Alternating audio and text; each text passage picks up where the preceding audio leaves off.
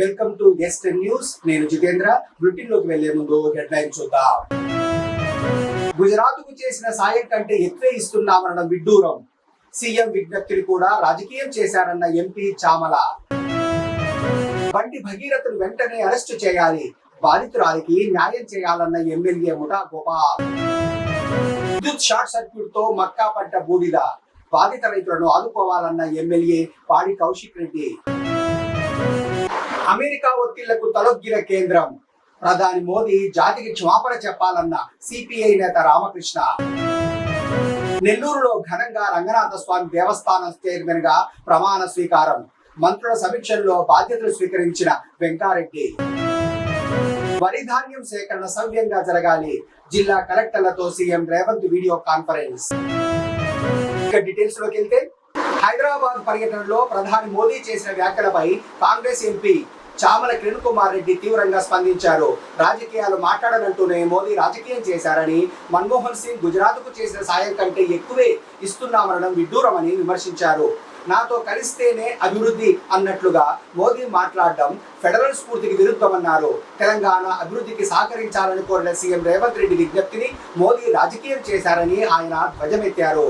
ప్రధానమంత్రి గారిని రేవంత్ రెడ్డి గారు తెలంగాణకు సంబంధించినటువంటి పెండింగ్ అంశాలన్నింటినీ కూడా పరిష్కరించాలని, ఎందుకంటే రేవంత్ రెడ్డి గారు ఎప్పటి నుంచి అయితే ముఖ్యమంత్రి అయ్యారో అప్పటి నుంచి 2.5 సంవత్సరాలుగా పలుమార్లు ప్రధానమంత్రిని మంత్రుల్ని కలిసి తెలంగాణ అభివృద్ధి కోసం సహకరించాలని కోరడం జరిగింది.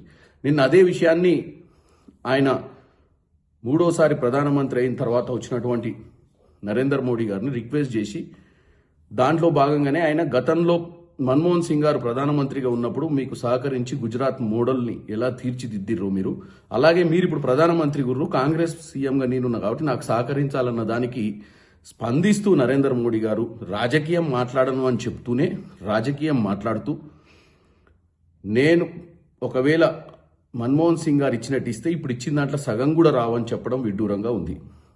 భారతదేశంలో ఎన్నో సంవత్సరాలు అధికారంలో ఉన్న కాంగ్రెస్ పార్టీ తీసుకొచ్చినటువంటి ఎన్నో సంస్థలే ఈరోజు ఉన్నాయి తప్ప, బీజేపీ వాళ్ళు వచ్చిన తర్వాత కేవలం వాళ్ళు మాటలకే పరిమితమయ్యారు. కొన్ని సెంటిమెంట్ ఇష్యూస్ని తీసుకొని ప్రజలలో విభేదాలు, ప్రతిపక్షాలను నిర్వీర్యం చేయాలన్నటువంటి పరిస్థితినే రాజకీయంగా తీసుకురు తప్ప, ఎందుకంటే దానికే నిదర్శనం ఎన్నినట్టు సబ్జెక్ట్. ఎందుకంటే ఒకవేళ నువ్వు అనుకున్న దాకా రీచ్ కావాలి అనుకుంటే, సాధించాలనుకుంటే తెలంగాణ కోసం ఏదంటే నాతోటి కలువు అప్పుడే సాధ్యమైందని చెప్పకనే చెప్పిండు నరేంద్ర మోడీ గారు. అంటే అర్థమైంది, భారతదేశంలో ఏ ప్రతిపక్ష పార్టీ ఉండొద్దు, ఏ ప్రతిపక్ష పార్టీలో ఉన్నటువంటి ముఖ్య నాయకులు కూడా ఉండొద్దు, ఉంటే నాతోటి ఉండాలి, లేదంటే వాళ్లకు డెవలప్మెంట్ జరగదు. అంటే డబుల్ ఇంజన్ సర్కార్ ఉంటే తప్ప ఈ దేశంలో నరేంద్ర మోడీ గారు చెప్పేది ఏంటంటే బీజేపీకి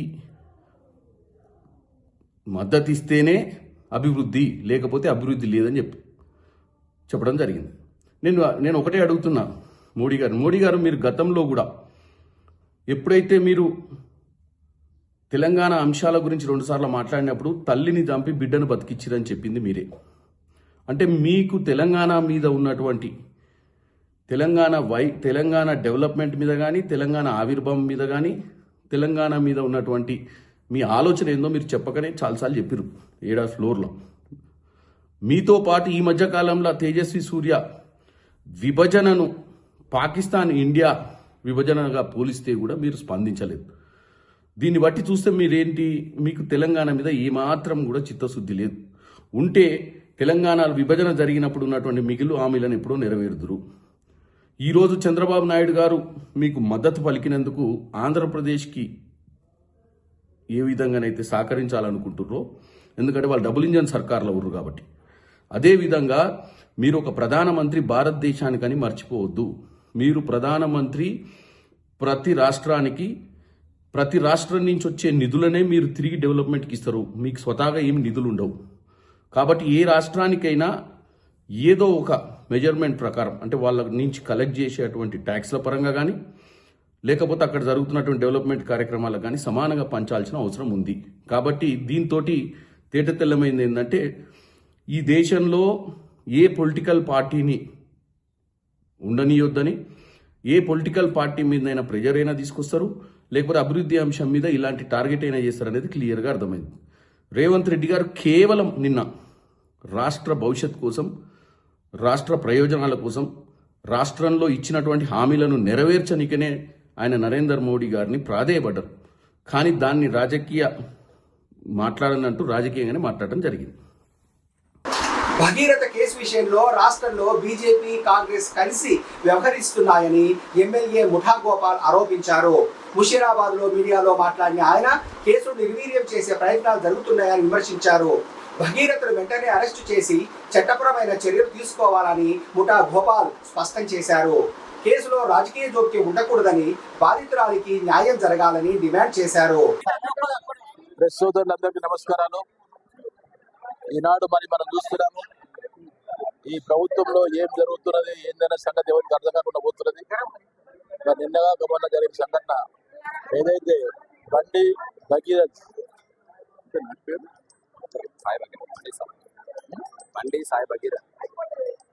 సాయి భగీరథ్ చేసిన కథ ప్రతి ఒక్కరు తెలుసు.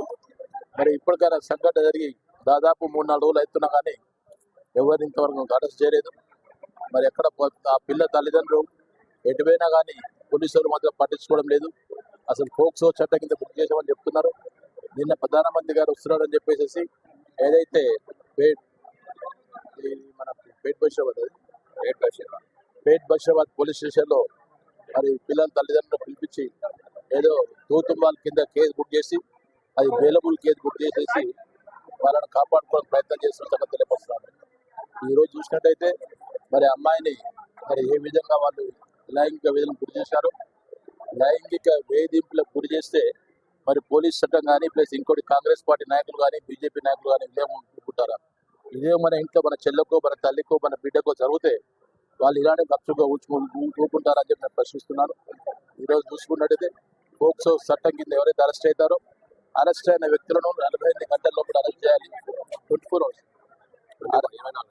అరెస్ట్ ఎవరైతే పోక్సో చట్టం కింద ఉన్నారో వాళ్ళను 24 hours అరెస్ట్ చేయాలి. కానీ ఇప్పటికీ 48 hours దాటిపోయినా కానీ వాళ్ళను ఇంతవరకు అరెస్ట్ చేయాలని సంగతి తెలియపరుస్తున్నారు. మరి ఎవరైతే ఈ బండి సాయి భగీరథ్ ఉన్నారో గతంలో కూడా ఇలాంటి వాటిలో చాలా చోట్ల అతను ఇలాంటి ఘటనలో పాల్గొన్న సంగతి తెలియజేస్తున్నాను. కాబట్టి నేను బీసీ అని చెప్పుకుంటున్నా. ఆయన మున్నూరు కాపు కులానికి చెందిన వ్యక్తి. మరి ఎదురుగా ఉన్న అమ్మాయి కూడా ఆమె కూడా మున్నూరు కాపు కులానికి చెందిన వ్యక్తి అని తెలియపరుస్తున్నాను. బీసీల గురించి ఇంతవరకు ఇప్పుడు మాట్లాడుతున్నారు.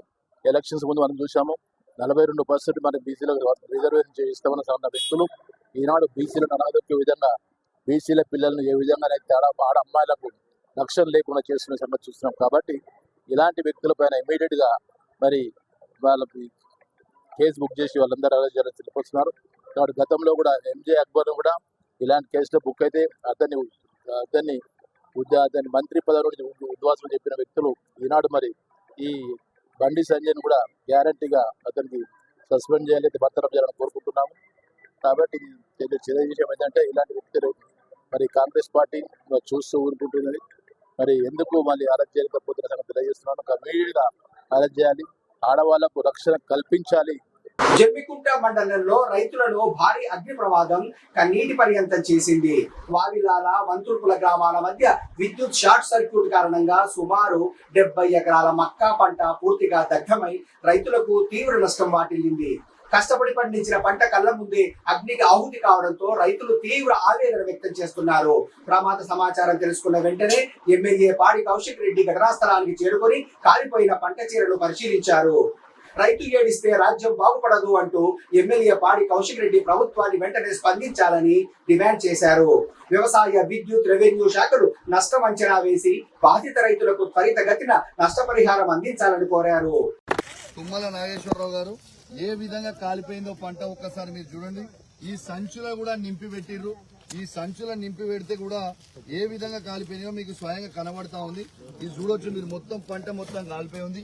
అటు మొత్తం కెమెరా తిప్పాలి ఒకసారి. ఇదంతా కూడా చూడండి.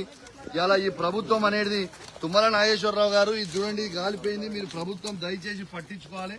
ఇది మొత్తం కాలిపోయింది, మీరంతా కూడా చూడొచ్చు ఏ విధంగా కాలిపోయిందో. ఈ నుంచి మొత్తం చుట్టుపక్కల ఆల్మోస్ట్ 100 ఎకరాల వరకు ఇప్పుడు కాలిపోయి ఉన్నది. దయచేసి ప్రభుత్వం అనేది వెంటనే స్పందించాలి, ఈ రైతులను ఆదుకోవాలి. ఇవాళ పంట మొత్తం కూడా చూడొచ్చు, ఇవ్వండి ఇక్కడ మక్క చూడదు ఏ విధంగా కాలిపోయిందో, మొత్తం మక్క చూడొచ్చు కింద ఏ విధంగా, ఆ వెనుక ఇక్కడ మీరు ఇది కూడా చూడొచ్చు ఏ విధంగా. ఇవాళ ఈ సంచుల నింపి పెడితే కాలిపోయింది, ఇవ్వండి ఏ విధంగా కాలిపోయిందో మీరు చూడొచ్చు. పంట మొత్తం చేతికి వచ్చింది, ఆఖరికి సంచులలో నింపి పెట్టారు, ఈ సంచులలో నింపి పెడితే సంచి కూడా కాలిపోయింది. ఇలా రైతులందరూ కూడా ఇబ్బంది పడుతూ ఉన్నారు. దయచేసి దీంట్లో రాజకీయాలు అవసరం లేదు, మీరు వెంటనే రైతులను ఆదుకోవాలి. ప్రతి దగ్గర కూడా కలెక్టర్ గారు కూడా ఇప్పటికి పంపించి వారం రోజులు అవుతుంది, ఇప్పటిదాకా ఇంచు కూడా స్పందన లేదు. కనీసం కలెక్టర్ గారికి రైతుల మధ్య నుంచి ఫోన్ చేస్తే కలెక్టర్ గారు ఫోన్ కూడా ఎత్తకపోతే దీనికి ఏం చెప్తామో అర్థం కాదు. మరి కలెక్టర్ గారు కూడా ఈ విధంగా ఉండడం అనేది మంచి పద్ధతి కాదు, మీరు ఖచ్చితంగా స్పందించాల్సిన అవసరం ఉన్నది. ఏ విధంగా మొత్తం కాలిపోయింది చూడొచ్చు మీరు, మొత్తము ఇలా నేను చూపిస్తా ఉన్నా ఏ విధంగా కాలిపోయింది.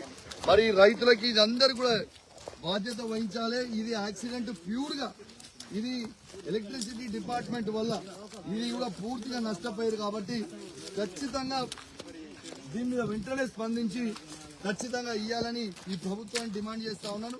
దయచేసి పెద్ద 100 ఎకర్స్ అయింది, ఇది ₹1 కోటి పెడితే అందరికి కూడా కాంపన్సేషన్ ₹1 ఇస్తే ఇలా మొత్తం కూడా సెట్ అయిపోతుంది రైతులందరికీ. ఇదంతా చూడవచ్చు, మేము తిరుక్కుంటూ కూడా చూపిస్తా ఉన్నాం మీకు ఇదంతా. దయచేసి వెంటనే దీని మీద ఈ ప్రభుత్వం స్పందించాలని మరి మా రైతుల పక్షాన, ఇది జమ్మికుంట మండలం గోపాల్పూర్ శివార్న, ఇల్లంతకుంట మండలం వంతడ్పూర్ శివార్న, ఈ భూములన్నీ కూడా ఇది యాక్సిడెంట్ అయింది కాబట్టి వెంటనే ఇవ్వాలని ఈ ప్రభుత్వాన్ని నేను డిమాండ్ చేస్తా ఉన్నాను. రైతులను మాత్రం వెంటనే ఆదుకోవాలని ఈ ప్రభుత్వాన్ని డిమాండ్ చేస్తూ సెలవు తీసుకుంటున్నాను. జై తెలంగాణ. దీంట్లో ఇంకోటి వెంటనే ఈ ప్రభుత్వాన్ని ఇంకోటి కూడా డిమాండ్ చేస్తా ఉన్నాను, మీరు టోకెన్స్ ఇచ్చి మార్కెట్ ద్వారా వెంటనే ఈ మొక్కలన్నీ కూడా కొనుగోలు చేయాలి. ఇప్పుడు మిగిలిపోయిన మొక్క ఎట్లీస్ట్ అక్కడ కొంచెం మొక్క ఉన్నది, ఆడ నుంచి మీకు కనబడుతుంటుంది, ఆ మొక్క కుప్ప కనబడుతుందా, ఆడ మొక్క కుప్ప కొంచెం ఉంది, మీరు వెంటనే టోకెన్స్ విడుదల చేసి మిగిలిపోయిన మొక్కన ఈ ప్రభుత్వం కొనాలని రైతుల పక్షాన డిమాండ్ చేస్తూ సెలవు తీసుకుంటాను. జై తెలంగాణ. ప్రధాని నరేంద్ర మోదీ తన వైఫల్యాలకు బాధ్యత వహిస్తూ జాతికి క్షమాపణ చెప్పాలని సిపిఐ జాతీయ కార్యదర్శి కె రామకృష్ణ డిమాండ్ చేశారు. హైదరాబాద్ వేదికగా ప్రజలను ఉద్దేశించి ప్రధాని చేసిన వ్యాఖ్యలను ఆయన తప్పుపట్టారు. కోవిడ్ తరహాలో వర్క్ ఫ్రం హోమ్ చేయాలని, పెట్రోల్ డీజిల్ ఎరువుల వాడకం తగ్గించాలని చెప్పడం దుర్మార్గమని విమర్శించారు.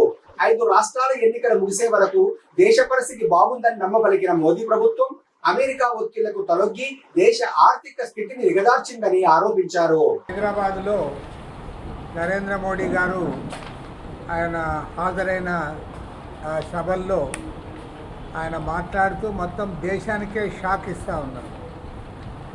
అందరు కూడా పెట్రోలు డీజిలు అన్నీ కూడా మీరు తక్కువ ఉపయోగించుకోండి, వంట నూనెలు ఏవైతే మీరు వాడుతూ ఉన్నారో అందులో కూడా కోత విధించాలి, తర్వాత విదేశీ పర్యటనలు మానుకోవాలి, అన్ని రకాలుగా ప్రజలకు అంత ధర్మోపన్యాసం ఇస్తూ ఉన్నారు. మరి ఈరోజు దేశవ్యాప్తంగా ఆర్థిక పరిస్థితులు బాగా లేవని చెప్పి మేము ముందు నుంచి కూడా చెప్తా ఉన్నాం. ఏమాత్రం కూడా ఖాతరు చేయకుండా ఇన్నాళ్ళు బ్రహ్మాండంగా ఊదరగొట్టారు. బీజేపీ వారు, మంత్రులు, ప్రధానమంత్రి అందరూ కూడా వారు ఊదరగొట్టింది ఏమంటే మన దేశం బ్రహ్మాండంగా అభివృద్ధి చెందుతూ ఉంది, ప్రపంచవ్యాప్తంగా అందరూ కూడా మన వైపు చూస్తూ ఉన్నారు, తర్వాత అసలు మనము ఎంత ముందుకు పోతున్నామంటే అమెరికా చైనాకు జీటుగా పోతున్నామేమో అనేంత పద్ధతుల్లో 3rd బిగ్గెస్ట్ ఎకానమీ కాకపోతూ ఉంది. జపాన్ దాటిపోయినాం, జర్మనీని దాటిపోయినాం, అందరిని దాటిపోతూ ఉన్నాం, మనకు అడ్డే లేదన్నట్టుగా వారు ప్రచారం చేశారు. మన చంద్రబాబు నాయుడు గారు కూడా అదే ప్రచారాన్ని చాలా గొప్పగా చెప్తూ వచ్చారు. మన ఇప్పుడు ఇండియా మొత్తం ప్రపంచంలోనే ఇది అవుతూ ఉందని. కానీ నిన్న ప్రధానమంత్రి గారు చెప్తున్న దాన్ని బట్టి చూస్తే మన దేశ ఆర్థిక పరిస్థితి ఒక విపత్కరమైన పరిస్థితుల్లో ఉందనేది స్పష్టంగా తెలుస్తూ ఉంది. మేము ముందు నుంచి కూడా చెప్తా ఉన్నాం, మన రూపాయి విలువ పడిపోతూ ఉంది, అప్పులు పెరిగిపోతూ ఉన్నాయి, నిరుద్యోగ సమస్య పెరిగిపోతూ ఉంది, బ్లాక్ మనీ పెరిగిపోతూ ఉంది, కరప్షన్ పెరిగిపోతూ ఉంది, రైతుల ఆత్మహత్యలు కూడా జరుగుతూ ఉన్నాయి, రైతుల పరిస్థితి ఆందోళనకరంగా ఉంది. ఈ అన్ని విషయాలు మేము చెప్తా ఉంటే అసలు ఏనాడు కూడా ఖాతరు చేయకుండా మీరు మొన్నటి వరకేమో బ్రహ్మాండంగా ఉంది, రోజు పిక్చర్ ఇచ్చారు. ఇప్పుడు అన్నీ కూడా దొంగ ఏడుపులు ఏడుస్తూ ఉన్నారు. దీనికంతా కారణం ఇవాళ కేంద్రంలో అధికారంలో ఉన్న నరేంద్ర మోడీ ప్రభుత్వమే కారణము. ఎందుకంటే మీ విదేశాంగ విధానము, మీ ఆర్థిక విధానం అంతా కూడా అవన్నీ కూడా ఈ దేశాన్ని ఇవాళ ఈ దుస్థితికి తీసుకొని వచ్చాయని చెప్తా ఉన్నాను. ఎందుకంటే మీరు టోటల్గా అమెరికాకు సరెండర్ అయ్యారు. వారు ఏం చెప్తే దాన్ని అమలు చేశారు. అమెరికా అధ్యక్షుడు డొనాల్డ్ ట్రంప్ ఆయన మీరు ఇరాన్తో ఆయిల్ కొనొద్దని అంటే ఓకే సార్ అంటావు, రష్యాతో ఆయిల్ కొనొద్దంటే ఓకే సార్ అంటావు, 50% టారిఫ్ అంటే ఏం మాట్లాడవు, 18% టారిఫ్ అంటే ఓకే అమలు చేస్తామంటావు. ఒక్కదానికి కూడా నువ్వు ఎదురు మాట్లాడలేకపోయినావు. చివరికి ప్రైమ్ మినిస్టర్ని అవమానించిన మాట్లాడవు, దేశాన్ని అవమానించిన మాట్లాడవు. ల్యాప్టాప్ పట్టుకున్న గుండాలు వీళ్ళని చెప్పి ట్రంప్ మాట్లాడితే దాని పేరు కూడా నువ్వు మాట్లాడవు. ఆ ఇండియాకి పాకిస్తాన్కి యుద్ధాన్ని ఆపానని చెప్పి 62 సార్లు ట్రంప్ మాట్లాడితే దాని గురించి నువ్వు ఎప్పుడు మాట్లాడవు. పార్లమెంట్లో గంటన్నర సేపు ఉపన్యాసం ఇస్తావు తప్ప ట్రంప్ పేరు ఎత్తడానికి కూడా నువ్వు భయపడతావు. చివరికి మీ బీజేపీ నాయకుడు ఆర్ఎస్ఎస్ నేత రామ్ మాధవ్ గారు ఓపెన్గా అమెరికాలో చెప్పాడు, మేమేం చేయాలి, మేము అన్నీ వాళ్ళు ఏం చెప్తే అదే వింటున్నాము, ఒక్క దాంట్లో కూడా మేము అమెరికాకు అడ్డు చెప్పలేదు, డొనాల్డ్ ట్రంప్ గురించి మేము మాట్లాడలేదని చెప్పి మీరే అంగీకరిస్తూ ఉన్నారు. మీరు ఒక లొంగుబాటు వైఖరితో టోటల్గా అమెరికాకు సరెండర్ అయి డొనాల్డ్ ట్రంప్ ఏది ఆదేశిస్తే దాన్ని అమలు చేసి ఇవాళ ఈ దేశ ఆర్థిక వ్యవస్థను దిగజార్చారు. కాబట్టి ఇవాళ నీవు చెప్తా ఉన్నట్టుగా రాబోయే రోజుల్లో ఖచ్చితంగా ఇవాళ స్పష్టంగా చెప్తా ఉన్నాం. నెల్లూరులోని తల్పగిరి రంగనాథ స్వామి దేవస్థానం చైర్మన్ గా లెక్కల వెంకారెడ్డి ప్రమాణ స్వీకారం చేశారు. ఈ కార్యక్రమంలో మంత్రులు నారాయణ, ఆనం రామనారాయణ రెడ్డి ముఖ్య అతిథులుగా పాల్గొన్నారు. ప్రమాణ స్వీకారం అనంతరం వెంకారెడ్డి మాట్లాడుతూ గత ప్రభుత్వం దేవాలయాల అభివృద్ధిని విస్మరించిందని, కూటమి ప్రభుత్వం అధికారంలోకి వచ్చాక దేవాలయాల అభివృద్ధికి పెద్ద ఎత్తున నిధులు మంజూరు చేస్తున్నామని తెలిపారు. కూటమి పార్టీల నుంచి ఎంపిక కాబడినటువంటి సభ్యులని పాలకవర్గ సభ్యులుగా ఏర్పాటు చేసి ఆ పాలకవర్గ సభ్యుల నుంచి ఒకరిని వెంకారెడ్డిని ఆ పాలకవర్గానికి అధ్యక్షుడిగా ఏర్పాటు చేసి ఈరోజు ప్రమాణ స్వీకారం అధికారికంగా దేవాదాయ శాఖ అధికారులు అందరి సమక్షంలో చేయడం జరిగిందని చెప్పి ఈ సందర్భంగా మనం చూస్తున్నాం. స్వామికి సేవ చేయాలి, స్వామి సేవకులకి సేవ చేయాలి. ఈ రెండు విభాగాలు ఇవాళ ఈ పాలకవర్గానికి ఒక బాధ్యత అని చెప్పి నేను మీకు మనం చేస్తాను. ఇవాళ ఏదో మాకు ఒక పదవి వచ్చిందని, ఈ పదవితో మేమేదో గొప్ప విషయాన్ని సాధించామనేది కాదు. మీకు వచ్చే పదవులు ఉంటే ఆ పదవులు ఆ స్వామి భవిష్యత్తులో మీకు ఇవ్వాలి. రాజకీయ పదవులు వేరు, స్వామి సేవలో ఉన్నటువంటి ఈ కార్యక్రమం వేరు. అందుకని ఇవాళ పాలక వర్గానికి అంత ప్రాతినిధ్యం ఉంది, ప్రాధాన్యత ఉంది అని చెప్పి తిరుమల తిరుపతి దేవస్థానం వాళ్ళు ఇచ్చేటువంటి ఆర్థిక సౌకర్యంతో ఆంధ్రప్రదేశ్ రాష్ట్రంలో ఇవాళ మన ముఖ్యమంత్రి గారు తీసుకున్న నిర్ణయం 5,000 భజన మందిరాలని ఎక్కడైతే ప్రజలు భజన మందిరం ఆలయం కావాలని కోరుకుంటారు అక్కడంతా నిర్మాణం చెయ్యండి అని చెప్పి ముఖ్యమంత్రి గారు ఆదేశాలు ఇస్తే 2 సంవత్సరాల లోపల 5,000 భజన మందిరాలని ఒక్కొక్క దగ్గర 5 సెంట్ల భూమి ఉంటే 20 లక్షల రూపాయలు, 5 సెంట్ల కన్నా 10 సెంట్ల భూమి ఉంటే 30 లక్షల రూపాయలు, 10 సెంట్ల నుంచి 20 సెంట్ల భూమి కానీ ఉంటే ఆ ప్రాంతంలో 40 లక్షల రూపాయలు ఇచ్చి భజన మందిరాలు ఆలయాల రూపంలోనే నిర్మాణం చేయడానికి సంకల్పించాం, మొదలుపెట్టాం, చాలా మంజూరు చేశామని చెప్పి మీకు తెలియజేస్తాం.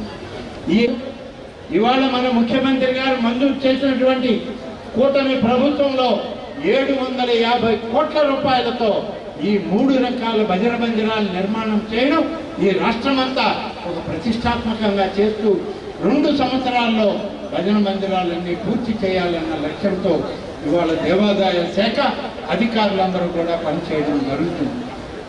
ఇప్పటికే దాదాపుగా 679 భజన మందిరాలు 113 కోట్ల రూపాయలని మంజూరు చేశాం. పనులు మొదలవుతూ ఉన్నాయి. భూసేకరణ జరుగుతూ ఉంది. ఎక్కడైతే భూమి ఉంది అంటారో ఆ భూమికి తగినటువంటి ఆలయాన్ని మంజూరు చేసి ఇవాళ మొదలు పెడుతూ ఉన్నాం.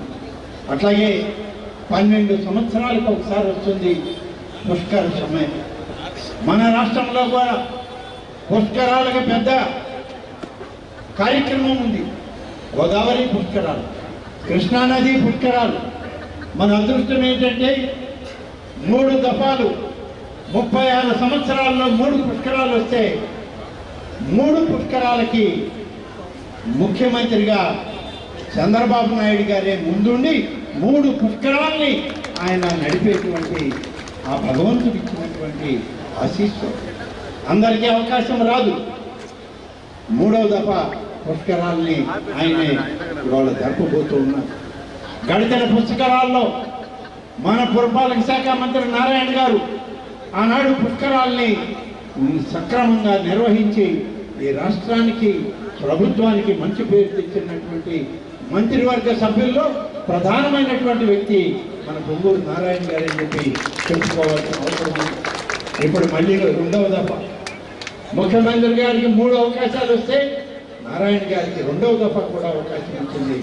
ఈరోజు పుష్కరాలను నిర్మాణం చేయడానికి గోదావరి పరివాహక ప్రాంతంలో దాదాపుగా 43 ఆలయాలను పునరుద్ధరించడానికి ఇప్పటికే 51 కోట్ల 79 లక్షల రూపాయలు మంజూరు చేసి ఇటీవల పోయిన మాసం ఈ మాసం నారాయణ గారు వారి పరిధిలో వారు, నా పరిధిలో నేను పోయి ఆలయాల పనులు మొదలుపెట్టామని చెప్పి పుష్కరం లోపల ఈ ఆలయాలని ప్రజలకు అంకితం చేయాలి, వచ్చేటువంటి భక్తులకి సజావుగా ఈ కార్యక్రమాలను అందించాలని చెప్పి ఈ కార్యక్రమాలను నిర్వహిస్తుంది. మన రాష్ట్రంలో 1400 ఆలయాలకు పాలక వర్గాలను వేయాలి. ఇవాళ రంగనాయకుల స్వామి ఆలయానికి ఎలా వేశాము. ఇప్పటికే 956 ఆలయాలకి పాలక వర్గాలను పూర్తి చేశాం. మరొక 463 ఆలయాలకి వివిధ స్థాయిల్లో పాలక వర్గాలను వేయడానికి ఇప్పటికే నిర్ణయం చేయడం జరిగింది.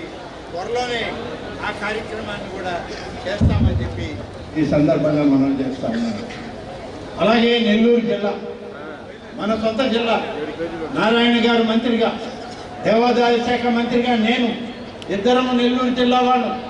ఈ నెల్లూరు జిల్లాలో దేవాదాయ శాఖ తరఫున అభివృద్ధి కార్యక్రమాల్లో దోపదీప నైవేద్యం కింద 8 నియోజకవర్గాల్లో ఇప్పటికే 484 ఆలయాలకి 5 కోట్ల 81 లక్షల రూపాయలు ఖర్చు చేసి ప్రతి నెల ఆ ఆలయాలకి బ్యాంక్ అకౌంట్కి 10,000 రూపాయల లెక్కన పంపించేటువంటి పరిస్థితి ఇప్పుడు ఈ కూటమి ప్రభుత్వంలో మనం చేస్తూ ఉన్నాం.